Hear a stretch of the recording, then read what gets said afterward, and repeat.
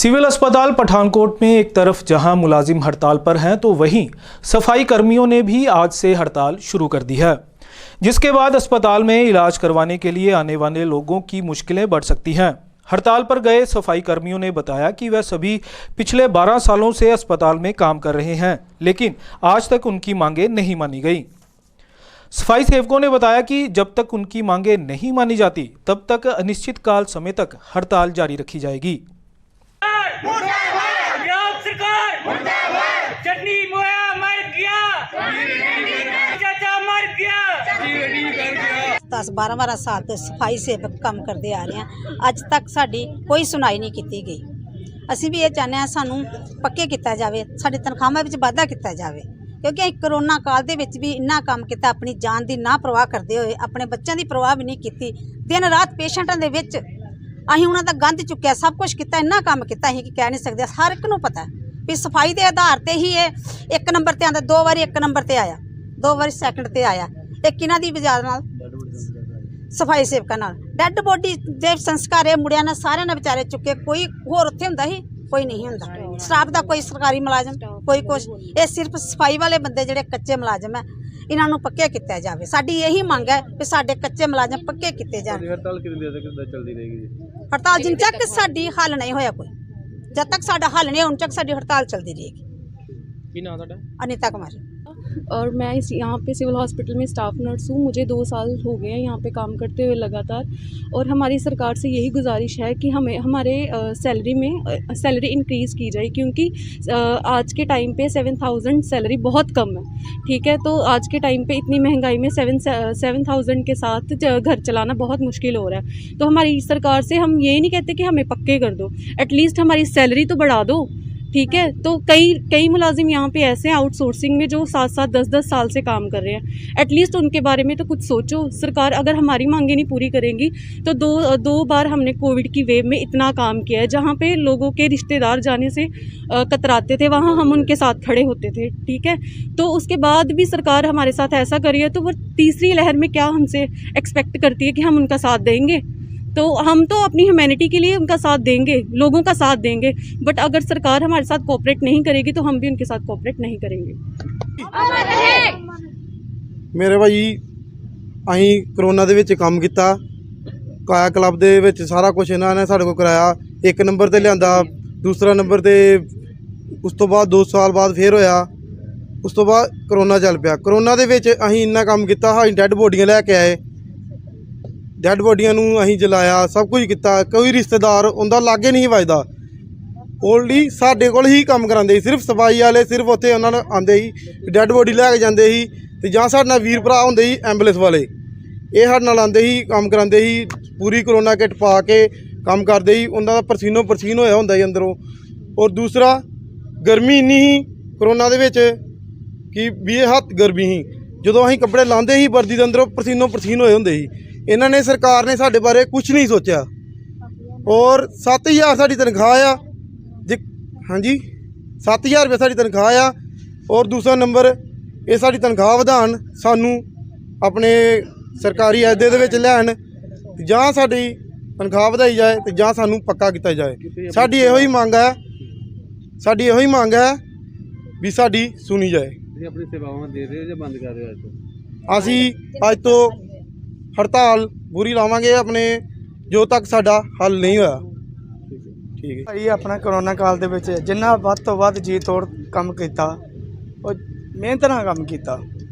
जिस टाइम असीं काम किया उस टाइम सानू नहीं लगता कोई कुत्ता भी सड़क के उत्ते नज़र आंदा है, कोई जानवर नज़र आंदा है, कोई चिड़ियाँ परिंदे नज़र आंदे, कोई कुछ नहीं नज़र आंदा।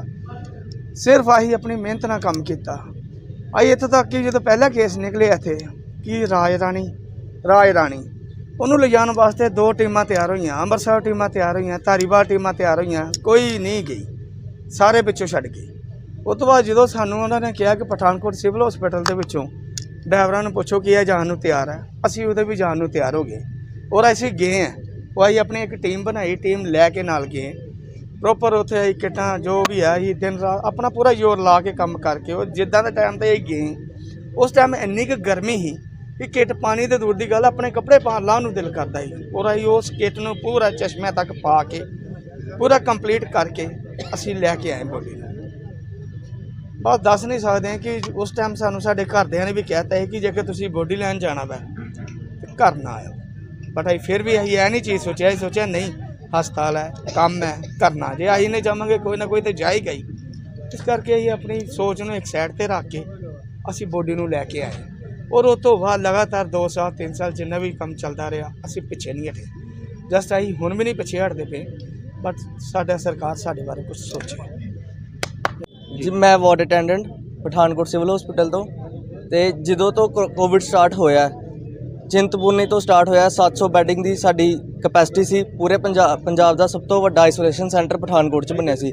ਉਸ ਟਾਈਮ ਅਸੀਂ ਵਾਰਡ ਅਟੈਂਡੈਂਟ ਦੀ ਪੋਸਟ ਲੱਗੇ ਸੀ, ਤੇ ਉਸ ਟਾਈਮ ਤੋਂ ਲੈ ਕੇ ਹਾਲੇ ਤੱਕ ਸਾਡੀ ਕੋਈ ਵੀ ਮੰਗ ਨਹੀਂ ਸੁਣੀ ਗਈ। ਤੇ ਉਸ ਟਾਈਮ ਅਸੀਂ ਕਰੋਨਾ 'ਚ ਕੰਮ ਕੀਤਾ, 6-6 ਘੰਟੇ ਕਿੱਟਾਂ ਪਾਈਆਂ, ਅੰਮ੍ਰਿਤਸਰ ਤੱਕ ਡੈੱਡ ਬੋਡੀਆਂ ਦੇ ਨਾਲ ਗਏ, ਟੀਮ ਦੇ ਨਾਲ ਗਏ। 6 ਘੰਟੇ ਕਿੱਟ ਪਾਉਣਾ ਬਹੁਤ ਵੱਡੀ ਗੱਲ ਹੈ, ਠੀਕ ਹੈ ਜੀ। ਉਸ ਤੋਂ ਬਾਅਦ ਮੈਂ ਚਾਹੁੰਦਾ ਹਾਂ ਕਿ ਜਿੰਨੇ ਵੀ ਮੇਰੇ ਭੈਣ ਤੇ ਭਰਾ ਇੱਥੇ ਮੇਰੇ ਨਾਲ ਖੜੇ ਆ ਅੱਜ ਸਟ੍ਰਾਈਕ 'ਚ, ਅਸੀਂ ਪੂਰੀ ਸਟ੍ਰਾਈਕ ਕਰਾਂਗੇ। ਤੇ ਜਿੰਨੇ ਵੀ ਮੇਰੇ ਭੈਣ ਭਰਾ ਖੜੇ ਆ ਇੱਥੇ, ਸਾਰਿਆਂ ਦੀ ਮੰਗ ਸੁਣੀ ਜਾਏ, ਸਾਡੀ ਸਾਰਿਆਂ ਦੀ ਮੰਗ ਸੁਣੀ ਜਾਏ ਤੇ ਸਾਨੂੰ ਗਵਰਨਮੈਂਟ ਦੇ ਕੰਟਰੈਕਟ ਦੇ ਵਿੱਚ ਲਿਆ ਜਾਏ। अरे भरत, घर तो नया बना लिया, लेकिन कुछ समझ नहीं आ रहा इंटीरियर और फर्नीचर कहाँ से ले। अरे टेंशन किस बात की ले रही हो? एबी कॉलेज के पास खुल तो गया है सिया इंटीरियर, चल वहाँ चलते हैं।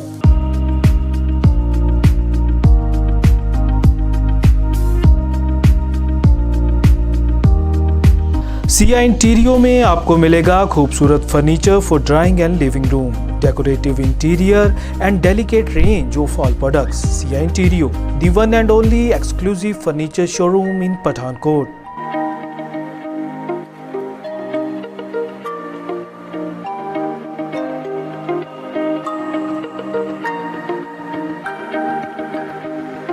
वाओ भरत, तुमने तो सच में सही कहा था, सिया इंटीरियर करे सपने साकार।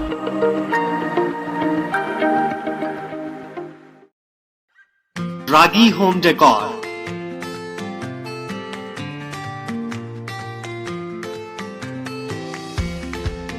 Give your home, offices, interior and exterior walls, ceiling, furniture and door panel an elegant look. Expert in UV PVC wallpapers, partition jali, wood flooring.